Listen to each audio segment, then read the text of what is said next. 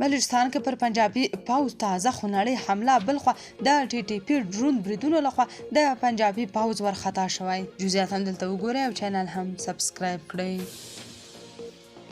له بلوچستانه سرچینې وایي د دغې صوبې د نوشکي ولسوالۍ په ګرګینه ګرداب سیمه کې د پاکستان پوځ پر یوه نظامي موټر بمي برید شوی دی چې په پایله کې د قومندان په شمول 3 عسکر هلاک شوي دي او 3 نور ټپیان دي. د سرچینې د معلوماتو له مخې برید 13 شپه شاوخوا 8 بجې ترسره شوی او په اړه د پاکستان امنیتي ځواکونو څېړنې روانې کړي دي.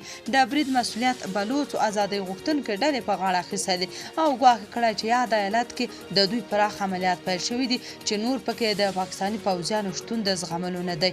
د دوی په وینا چې مقدسه مبارزه باید د بلوچستان تر ازادېدو پورې دوام ولري. بلخوا د پاکستاني طالبانو ډرون بریدونه حکومت له یوه نوي ګواښ سره مخ دی.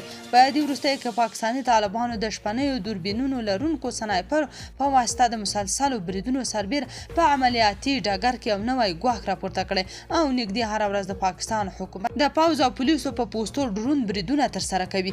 دې بریدونو د روان میلادي کال له اپریل میاشتې راوروسته زور اخیستی او پاکستاني طالبان نږدې هره ورځ له ډرون په استفادې بریدونه ترسره کوي. له بل لوري بیا د پاکستان یو شمېر فعالانو د پاکستاني طالبانو دا نوی ځواک د پاکستان د حکومت پر وړاندې یو خطرناک ګواښ بللی او ټینګار یې کړی چې حکومت د دې بریدونو مخنیوی نشي کولی. د پاکستاني طالبانو په خبره چې حکومتي ځواکونو ته یوازینۍ لاره دا ده چې وسلې پر ځمکه کږدي او خپل کورونو ته دې لاړ شي کنه نو د بد برخلیک سره به مخ شي. د طالبانو په خبره چې د اسلامي نظام راتګ پورې به د دوی جهاد دوام لري.